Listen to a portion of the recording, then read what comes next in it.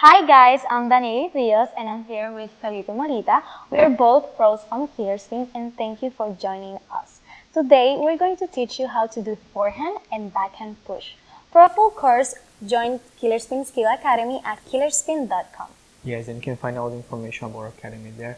As Danielle mentioned, we're going to teach you some backhand and forehand push today. The first part, we're going to demonstrate a 360 viewer of Biba Golik demonstrating the backhand push. Danielle and I, then we're going to go on the table and demonstrating the backhand push. After that, we're going to show the forehand push and demonstrate on the table as well. Let's do it? Let's do it. So the first thing I want to talk about is Biba's ready position. So she's ready to play. Her upper body is leaning forward, she bends her knees. Notice that her weight is in the front of her feet because her heel is up, you can see. So she's ready to perform a backhand push. She's at a good distance from the table. Notice that now she's going to step in to perform the backhand push. She's stepping in with her right leg and she finishes her stroke. Notice that the contact point is almost right off the bounce. So she doesn't let the ball bounce too much before contacting it. Notice that her body gets lower when she gets to the ball, when she steps in. Her head is low and her paddle is always like the same level of the table. It's very important when you're doing the backhand push to go underneath the ball, because if you don't go underneath the ball is going to shoot down and you're probably going to miss the shot on the net. Yes, on impact, it's really important that your arms are forward and ensure that the power comes from the elbow and the forearm. And also, it's important to transfer your body weight from back to the front foot. Correct. And it's very important because it's a compact shot, but notice how Biba extends her arm when she's performing the backhand push, because she's performing a long backhand push. If she's performing a short backhand push, the stroke will be much shorter, because it's a very finesse shot and you're always trying to add as much as backspin as you want. So she goes under the ball, and I want to show you the contact point. Notice that she's trying to catch the ball, yes, right in front of her paddle, and try to brush as much as you can. So that's very important. If you don't brush the ball, you're going to make a lot of mistakes when doing the backhand push. So notice that when you catch the ball, you have to feel that you're trying to rotate the ball and make the backspin. Yes, and also notice how she always comes back to the ready position. Yes. So that's really important. And then she steps back, right? Look, her leg, right leg stepping back. She's right-handed, so that's why I'm saying right leg. If you're left, you should step with your left. Left-handed, you should step with your left leg. Let's show on the table, Danielle, how to do the backhand push. Yes. So the first thing, as I mentioned before, is the ready position. Your ready position should be the same as the backhand counter. So we teach the backhand counter to go to the left side of the table if you're a right-handed player, and it's the same thing in my case. Same thing in Danielle's case as well. I'm going to stay a foot and a half from the table, and the first thing to start, you have to start the backhand push with a backhand spin ball. So I'm going to do a back spin ball, serving backspin, and then notice I step in and I take the ball.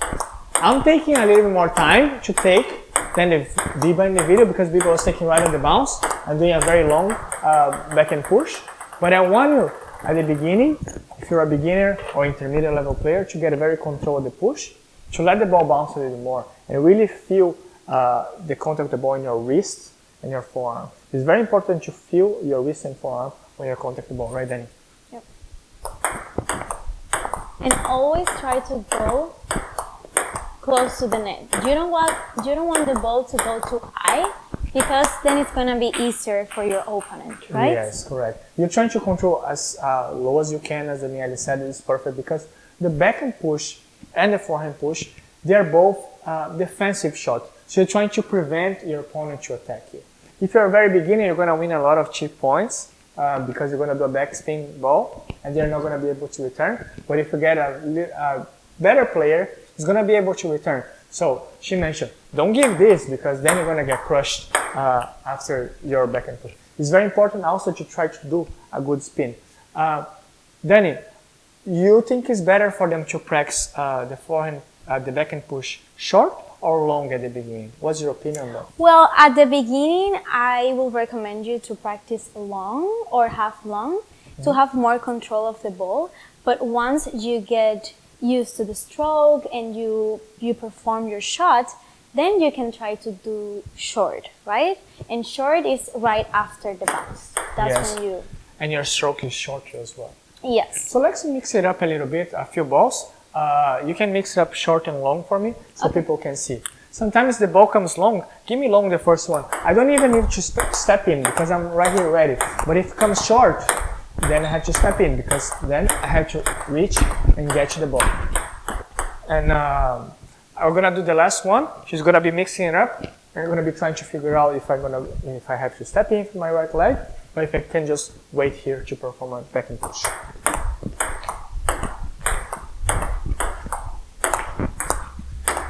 She's tricky, I have to be careful here.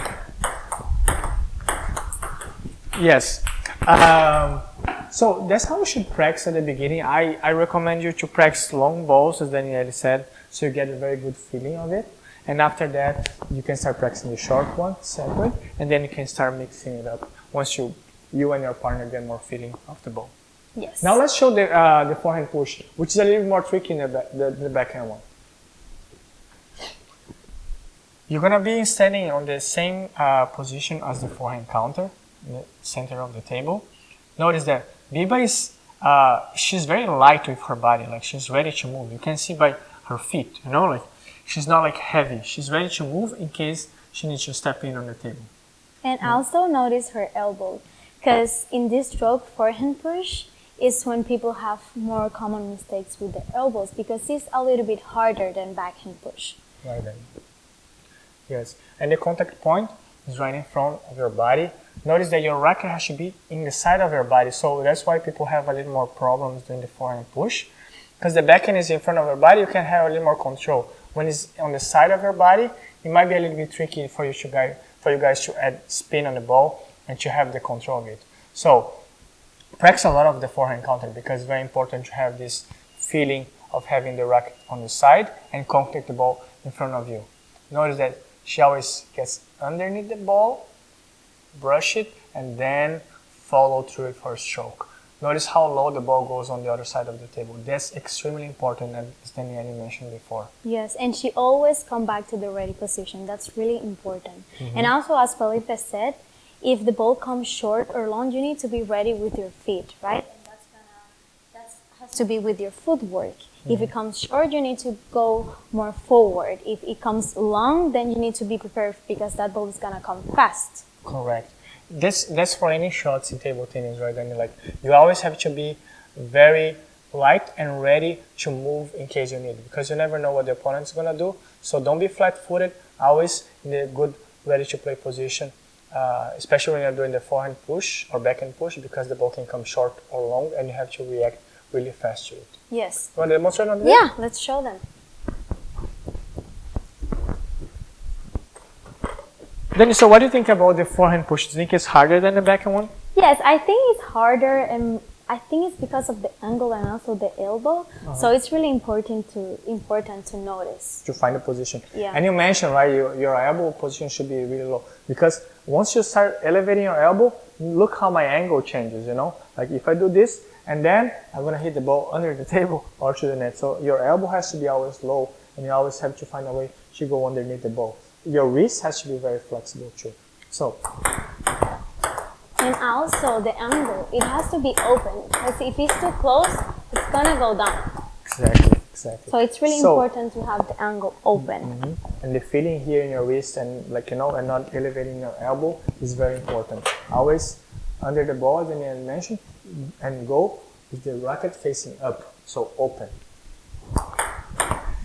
Now I'm gonna try to trick Danielle, since she did the same to me with the backhand. I'm gonna give you short and long so they can see your footwork, right, Danielle? Okay.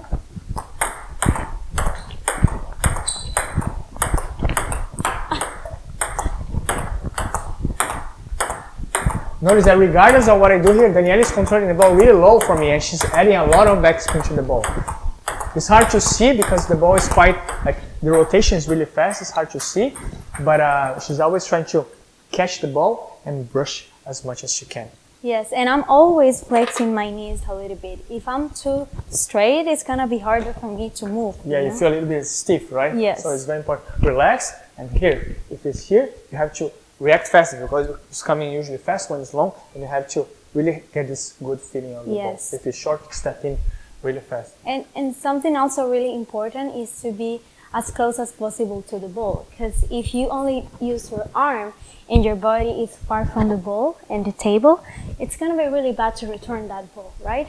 So it's really important to make sure that your body goes forward with your racket and your arm. And you can practice this like with your partner if he knows backspin, and if you guys are kind of the same level. If you're not, you can also practice on multi-ball. You can do this exercise right here for forehand push.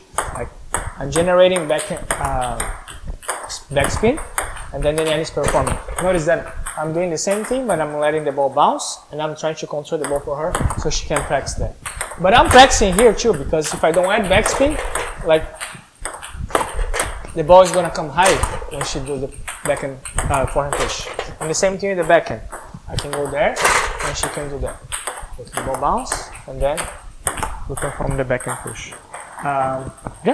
Yeah, I think that's it. Guys, thanks for joining us. It was a pleasure again to teach you some backhand push, forehand push. And next time we're going to teach you some forehand loop, so I'm very excited about it. That's probably my stronger shot, my favorite shot. So thanks for watching, and I'll see you guys next time. Yes, and if you want to find more information about Killerspin Skill Academy, go to killerspin.com. Thank you, guys. Thank you. Bye-bye.